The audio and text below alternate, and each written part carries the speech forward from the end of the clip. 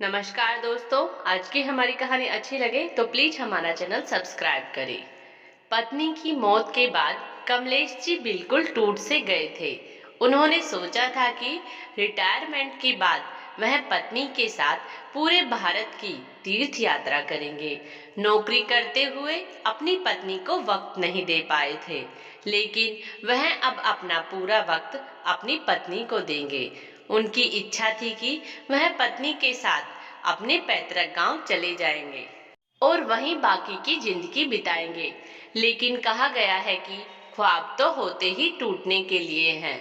रात में खाना खाकर कमलेश जी और उनकी पत्नी अच्छे से ही सोए थे, लेकिन सुबह जब सोकर उठे तो सिर्फ कमलेश जी उठ पाए। उनकी पत्नी इस दुनिया से रुखसत हो गई थी। कमलेश जी के दोनों बेटे अपने पिता को बार बार ढांढस बंधा रहे थे। पापा, आप चिंता मत कीजिए। आपके दोनों बेटे हैं, बहुएं हैं, पोते पोतियां हैं।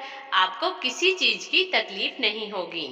पापा, आपको तो पता है कि हर इंसान जो इस दुनिया में आया है उसे एक न एक दिन भगवान के घर जाना ही होता है। लेकिन कमलेश जी का मन मानने को तैयार नहीं था।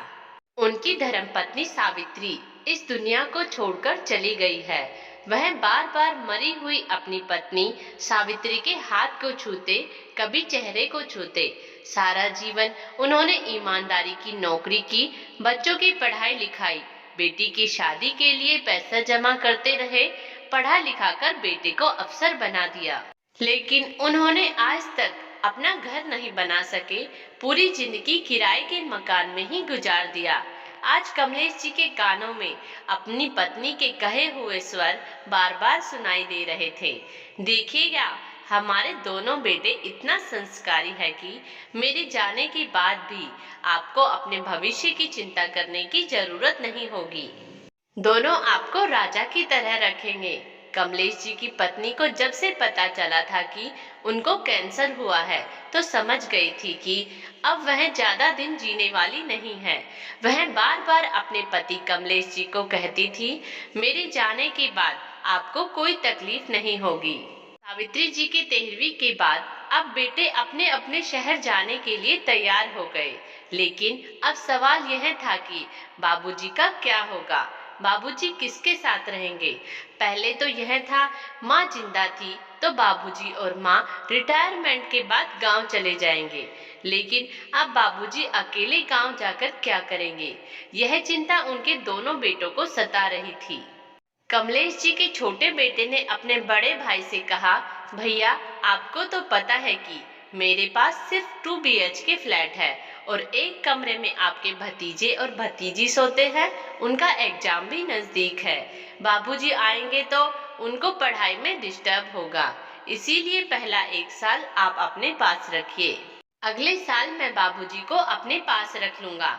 कमलेश जी का बड़ा भाई राकेश अपने छोटे भाई विनोद से कहा, इसमें सोचने वाली कोई बात नहीं है। बाबूजी के पेंशन में से तनख्वाह पर एक नौकर रख देते हैं और बाबूजी को अलग से खर्चे के लिए 5,000 रुपए और दे देंगे, और बाकी जो पेंशन के पैसे बचेंगे उनमें से हम दोनों आधा आधा ले लेंगे। दोनों भाइयों की बात कमलेश जी सुन रहे थे। उसके बाद उन्होंने ताली बजाते हुए कहा, वाह बेटे वाह, तुम्हारी माँ कहा करती थी कि हमारे दोनों बेटे बहुत संस्कारी है, मुझे किसी भी प्रकार की कोई कमी नहीं होगी। लेकिन मुझे तो लगता है कि तुमने शिक्षा तो ग्रहण किया है क्योंकि तुम बड़े पद पर नियुक्त हो, लेकिन तुम दोनों में संस्कार नहीं है। जब मैं कमाता हूँ तब तो तुम दोनों को मुझे रखने में इतनी परेशानी हो रही है। अगर मैं कमा नहीं रहा होता तब तो लगता है तुम दोनों मुझे इस घर से बाहर ही फेंक देते। और हाँ सुनो, तुम दोनों कौन होते हो मेरे पेंशन के पैसे के हिसाब करने वाले। मैं नौकर रखूं या अकेले रहूं, यह सब मुझ पर छोड़ दो। तुम लोग बस यहाँ से चले जाओ। मेरे पेंशन के पैसे पर सिर्फ मेरा अधिकार है और मैं इसे जैसे चाहे खर्च करूंगा। पहले तो मैंने सोचा था हर महीने दोनों को पैसे भेजने के लिए, लेकिन अब तुम्हें एक फूटी कौड़ी भी नहीं दूंगा। तुम्हारी माँ का सपना था अपना घर बनाने का, उसके नाम से एक घर बनाऊंगा और उसी घर में एक छोटा सा स्कूल खोलूंगा और अपनी जिंदगी उसी स्कूल के सहारे बिता दूंगा, लेकिन तुम्हारे पास नहीं जाऊंगा। कमलेश जी के दोनों बेटे आकर अपने बाबूजी से माफी मांगने लगे। बाबूजी, हमसे गलती हो गई, हमें माफ कर दो। कमलेश जी ने कहा, बेटा, मैं कौन होता हूँ माफ करने वाला। तुम लोग अपनी जिंदगी में खुश रहो और मुझे मेरी जिंदगी में खुश रहने दो। अच्छा हुआ जो तुम्हारी माँ तुम्हारा यह रूप देखने से पहले ही इस दुनिया से चली गई। कमलेश जी के बेटे ने लाख बाबूजी को मनाने की कोशिश की कि उनके पास चलकर रहे, लेकिन कमलेश जी ने निश्चय कर लिया था कि वह अपने बेटे के पास नहीं जाएंगे। उन्होंने अपने बेटों से साफ साफ कह दिया था कि बेटे, मैं सिर्फ नौकरी से रिटायर हुआ हूँ, जिंदगी से नहीं।